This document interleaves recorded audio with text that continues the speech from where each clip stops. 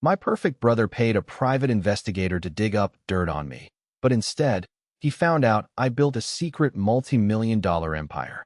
I was just the overlooked middle child from a quiet little town.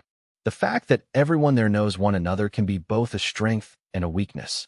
My father is the kind of man who puts in a lot of work, but keeps his emotions to himself. He is now thinking about retiring. My mother is the total opposite of him. She has consistently maintained the house and upheld the traditional ideals she was taught growing up. My parents are both from traditional, religious families. They are my parents, and I love them, but I've always felt that I didn't live up to their standards. The fact that they appear to view me as the family's disappointment hurts. In contrast, my older brother is the family's golden boy. At 40, he settled down and married a calm, reticent woman. Their two sons have a strong interest in sports, particularly rough-and-tumble sports. To put it mildly, they're a pain. My brother appears to feel it is his duty to guide me in life. He works as an auto sales consultant at a local dealership. His mentorship, however, feels more like him treating me like a project he can't manage, as if I'm always in need of assistance and should be appreciative of any time he spends with me. He presents a picture of a wonderful existence, talking about his athletic children, his powerboat, and his ATVs. But his counsel frequently comes off as boasting about his big house, fancy cars, and his so-called trophy wife. I feel even more alone as a result of this. I was the sensitive child at school who frequently broke down in tears and appeared to always find an excuse for why things didn't go as planned. I wasn't a strong, tough child or athletic. As an alternative, I was made fun of and kept out of most activities. Having asthma made me feel even more alienated. The worst thing, asthma is not considered a significant medical problem by my parents. Furthermore, I have battled depression for as long as I can remember. I was never the kind of child who could run down a field or throw a football straight. My parents frequently made remarks about how I wasn't as intelligent or gregarious as my older brother and frequently made comparisons between us. School was challenging.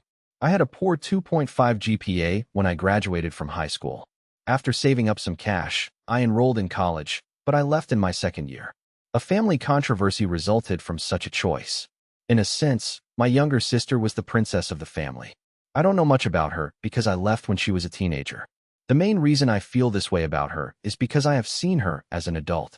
She is not a horrible person and is merely a little overindulged, but maybe because it's simpler than being the target herself. She frequently treats me the same way my parents and brother do. She had a beautiful wedding, was married when she was 19, and has 3 kids now. I can best identify with her middle child.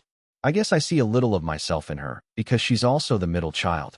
She gets mocked a lot, and maybe because her problems are similar to mine, I feel like I know her better. After I graduated from college, I really began to embrace my nerdy side. Before it closed more than 7 years ago, I worked at Level Up Comics and Games in my community, which I really enjoyed. Even though I have moved on, my parents still behave as though I work there. The best part of my position at the store was getting to know another geek with huge ambitions. We co-founded a successful IT support business together. My business partner ultimately made the decision to sell our company to a bigger corporation. I was bought out with cash and stock options as part of the deal, and it worked out rather well. I started a few side projects and made a number of wise investments, several of which were quite profitable. I try not to brag, but I have more than $1 million in assets. I currently work for a brand new private startup as its chief technology officer. Even though I'm wealthy, I live a humble life. All of the furnishings in my comfortable 2-bedroom house in a fantastic area are used, and I drive a 15-year-old Chevrolet Malibu. Right now, I'm not in a relationship. I have a hectic life and see my therapist on a regular basis. Like my melancholy and asthma, I deal with drinking, which is difficult because my parents don't take it seriously. They believe it to be wholly mental. Even if it's not what other people anticipate or comprehend, I've been able to carve out a prosperous career for myself in spite of the ups and downs. My parents expect me to join them for supper every Sunday night. They live on the opposite side of Florida, so the travel is not quick. It takes 90 to 120 minutes each way, which eats up over half of my weekend. They still seem to think that as an unmarried individual and what my brother likes to refer to as a mental case, I have nothing better to do. These meals are frequently difficult. I get unsolicited advice on how to marry, establish a family, and be a proper adult for 3 hours, or I sit through lengthy conversation about my brother's most recent huge sale at the car dealership, which is the buzz of the table. Although they have never called me a mooch directly, the implication is there. If I skip one of these dinners, it is both frustrating and perplexing. I frequently question why I still go to these events when I talk to my therapist. My family has a tendency to downplay or misrepresent all of my accomplishments. People back home still think I work at the long-gone Level Up Comics and Games. My brother was seen as more mature and gregarious than I was, and he had a successful profession. As a result, I was continuously made fun of for my prior retail experience.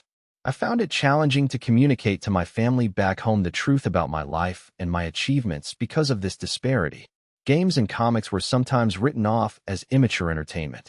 Despite my genuine expertise in technology, my attempts to discuss it were typically overshadowed. My brother would interrupt me and pretend as if I didn't know anything. Even though I knew he was babbling, I typically just listened to him. I was scared to correct him since I would have to explain my work and defend my knowledge. I secretly feared that they wouldn't value my career and that it would alter their opinion of me. I'll confess that I've had difficulties and occasionally been a complete mess. However, everything changed last month. My brother managed to get his hands on some of my personal information. The truth is that he employed a private investigator to carry out what he said was a background check on my employment. I had a sneaking suspicion that he was organizing an intervention with my folks. They were totally unprepared for what they discovered. They learned my actual value as a person, that I didn't live in a rundown flat, and other private information. Since I work in security, this was very ironic. After making the connections, I was even able to track out the source of the hack by receiving notifications about unauthorized efforts to get my credit report. Everything became clear after this revelation, and I now have to deal with my family's abrupt and unanticipated change in how they view me. It's a lot to take in, particularly in light of our relationship's history of miscommunication and undervaluation. I chose to have the same private detective firm look into my brother's money since I was so upset over the breach of my privacy. My brother was actually living well beyond his means. A file with Child Protective Services, several previous arrests for DWI and public intoxication, and domestic disturbance calls were also discovered throughout the investigation. He was having trouble making his scheduled back payments to the Internal Revenue Service and managing 3 mortgage loans on his house. Despite the fact that there were currently no ongoing charges, his credit was a total mess. In contrast, my parents had little more than what I already knew and lived modest lifestyles. When it came to money, they were realistic and pragmatic. I was so concentrated on getting ready to confront my family at the next meal, hoping it would cause a rift, that I didn't even care to see how my sister was doing. But the dinner's atmosphere was completely different from what I had imagined. My parents started to treat me with a strange sort of veneration, as if I were the golden child. This adjustment obviously distressed my brother. He lost his anger midway through dinner. In an attempt to restore his reputation, he began boasting about recent sales commissions and a purported promotion. I just gave him my congratulations and mentioned his debt, Internal Revenue Service problems, and stretched credit condition in a tactful manner. In other words, I called attention to my brother's financial disaster while simultaneously celebrating his accomplishments. The whole thing was oddly gloomy. The already challenging family dynamic was made even more awkward by my parents' sudden change in behavior toward me, which appeared forced and artificial. At first, my brother disputed everything when I handed him a copy of the report, but I pointed out that by utilizing the agency to look into me, he had inadvertently suggested it. As I have to say, that felt good for a little while. My parents, who reprimanded him and responded with dramatic shock, were obviously aware of it as well. The whole thing became very unsettling because the report needed my social security number. It was not a pleasant revelation or the ensuing argument, as it revealed my family's avarice and cowardice. My disdain for them grew. They started accusing one another of a variety of things throughout the course of the following hour. I made every effort to keep quiet, but sometimes they became irate with me. I would either shrug or respond with a nonchalant one-word comment when that occurred. My sister's husband, my brother's wife, and their 5 kids looked on in shock as our family disintegrated like never before. Our meetings were typically routine and uninteresting. My sister would give updates whenever she could. My brother and his wife would boast about their lives. My mom would strike up a conversation, and my dad would complain in response. This collapse had never occurred during one of our family dinners. It was a tumultuous meal, to say the least, as long-simmering, deeply ingrained issues exploded into the open. The customary subtle jabs about how I should look up to my brother and be a real man were replaced by astonished quiet. I got into a heated disagreement with my dad, brother, and myself. They dug up every relic of family strife from the previous 30 years and argued over who was responsible for everything. It was like watching an unruly drama play out in real time. All of my negative thoughts about my family seemed to be validated during such instances. In all honesty, I felt terrible. Even though you might have expected me to feel some sort of justice or triumph, I became aware of my poor handling of the situation. Although I was well aware of these flaws, what had I meant to accomplish by making my brother's wrongdoings public? His children now know about his tumultuous history, which I had not wanted them to. When my brother yelled at me in a fit of wrath, the situation reached a breaking point. His harsh statements, such as, "You should have never been born," were stunning, but what really stuck out was my parents' desperate attempts to calm him down, a degree of desperation I had never witnessed before. He accused me of being the cause of all the family's problems. They made an effort to intervene, but they never really admitted or accepted responsibility for the way they had treated me throughout the years. I was both very saddened and vindicated. It served as a harsh and obvious reminder of the underlying problems in our family's dynamics. My parents accused me of something else until I could take it no more. They implied that I could have helped, but decided not to, claiming that I was refusing to help a sick niece or nephew. I had no knowledge of such a circumstance.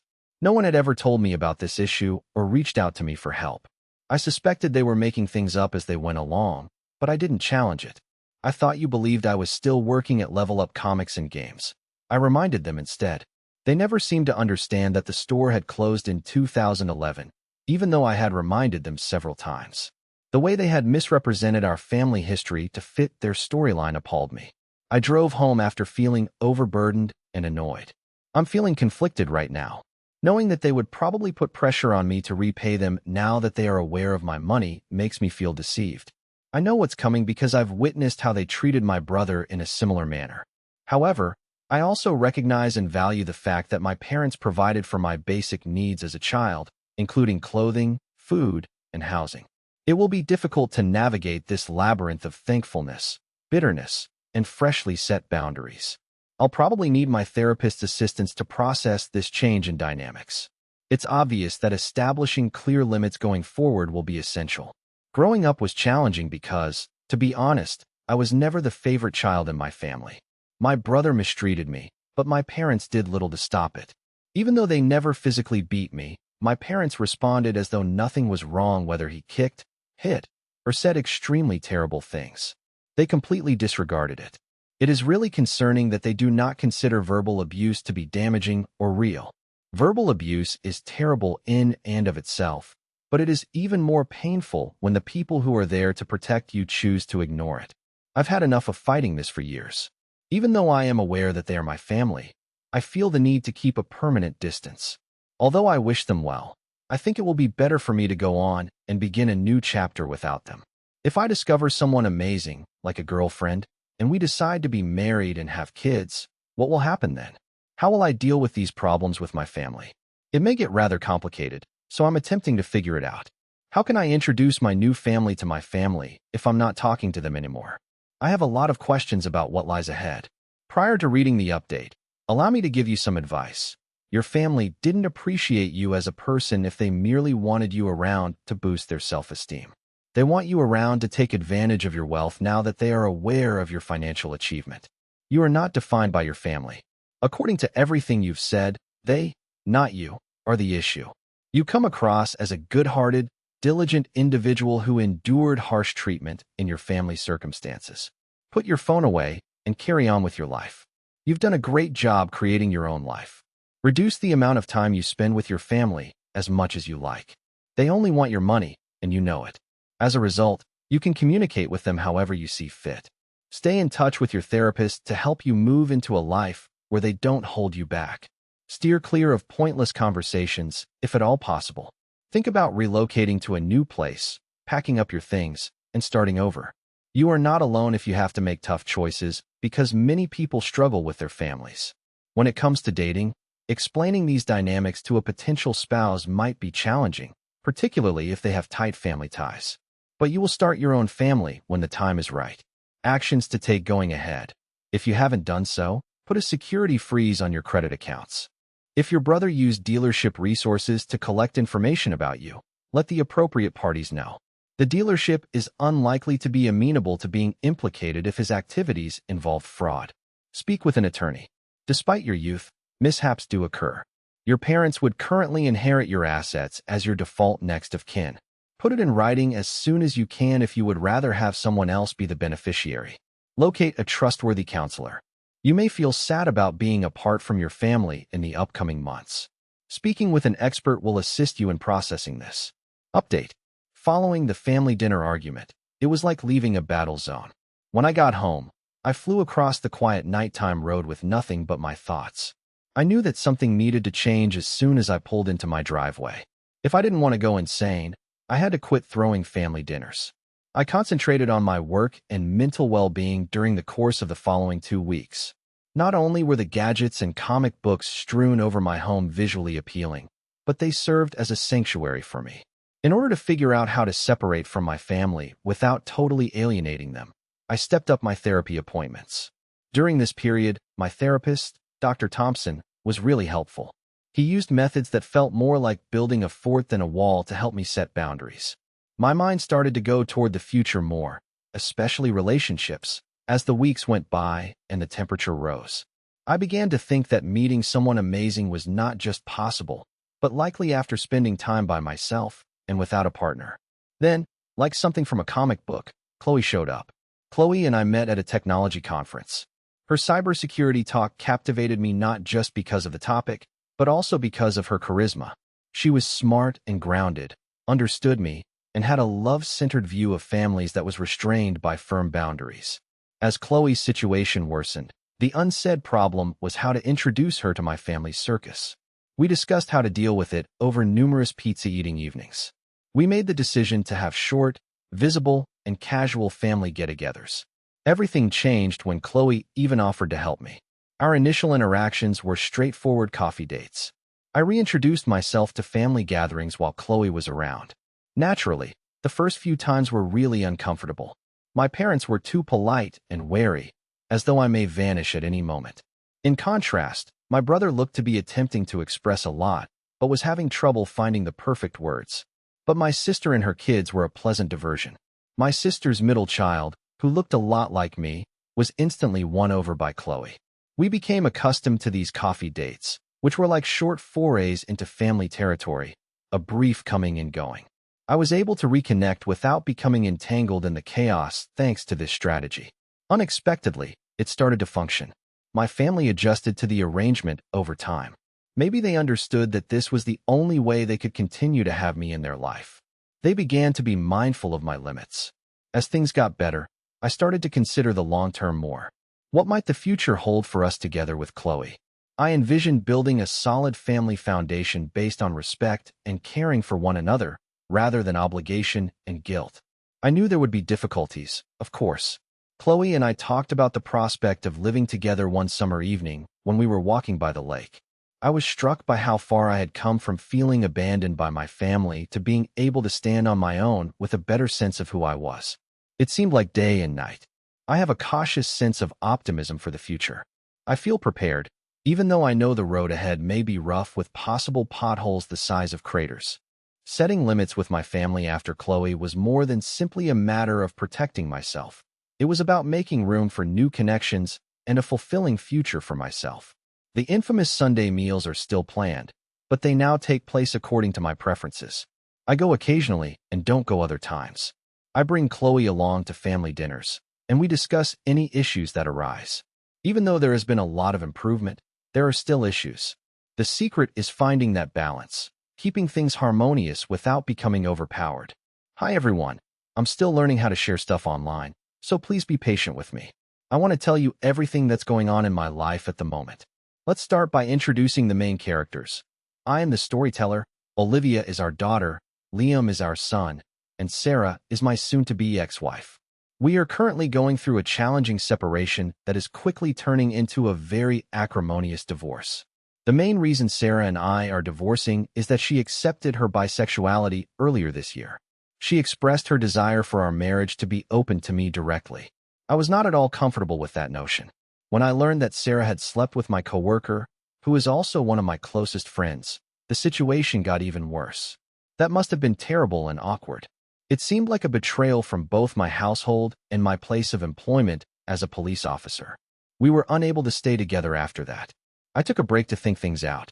Sarah did everything she could to keep us together at first, but when it became apparent that I was adamant about not opening our marriage, despite her reasons and entreaties, things took a nasty turn. Sarah's perspective had changed. She became bitter, and the last thing I wanted was for her to start playing pawns with our kids. Sarah started telling Olivia that she had to leave our home because I no longer loved them. I detested them, she said, and I was destroying our family. It was heartbreaking to hear that, especially in light of Olivia's obvious confusion and grief. Our kids frequently visit Sarah's mother's home, where she currently resides. Sarah and her new friend attempt to make these visits seem like a huge, thrilling vacation, presumably in an attempt to play the cool parents and turn Olivia and Liam against me. They lavish them with toys and candy. In addition to our mental struggle, Sarah and I disagree on nearly everything. This involves deciding who should inherit what belongings and how much money one of us should contribute to support the other. The hardest part, though, is choosing how to split up Liam and Olivia's time. Sarah fights back against every compromise we try to reach. She seems to be making things more difficult for herself. Sarah has been telling our kids things lately that make me the bad guy, which is unjust. For example, Olivia and Liam have been asking me whether I don't like Sarah's new friend. Alex, let's call them Alex, seems to adore them more than I do for whatever reason. Such talk is a major disturbance to their minds. I was working on a big project at work a few weeks ago. I was working much more overtime in my pursuit of a promotion from police officer to homicide investigator. Sarah and I agreed that the kids would spend this busy time with her and come see me on the weekends. I would stop by when it was time for them to go for Sarah's. Liam exclaimed, tears in his eyes, "Are you taking us away because you hate us like your mother says?" As I handed him his luggage, a big one I had packed for him. The moment was heartbreaking. I hugged him tightly and assured him that I truly loved him. Even though it wasn't true, it was strange. Despite my best efforts to visit them last weekend, it was really challenging. It hurt a lot that they didn't say much to me. They didn't seem to want to see me at all. It wasn't until today that I had another opportunity to talk to them. They both looked very sad as I lifted them up. I could now talk to them as I picked them up. It was clear that Olivia is having difficulties, even while she still shows her love for me. Sarah seems to be making it harder for her to do so. Given how difficult the situation is, I'm attempting to decide on the best course of action to reduce the harm to the kids. This kind of twisting of family dynamics can be extremely challenging. Olivia is having a lot of trouble because she believes she is incapable of loving me. I can no longer watch helplessly as my princess endures pain since this divorce is purposefully harming them. I'm beginning to have my doubts. Do I need to take the divorce further? Is it possible to proceed while keeping my kids safe, or should I just stay and accept it? Now for the comment. You need to tell your divorce attorney about all of this right away.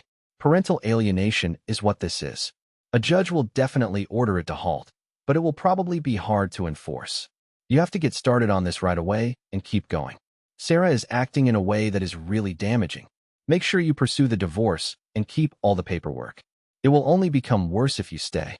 This is known as parental alienation, and it played a significant role in my friend's child custody victory because his ex-wife was acting in a similar manner. Engage a lawyer as soon as possible and record Sarah's actions. Seek the children's medical attention. This is a very bad position for them. Your kids shouldn't be left with her unattended. Tell your lawyer what she did. Inform Child Protective Services about her treatment of the kids, if necessary. Never again let her actions go unchecked for the sake of your kids.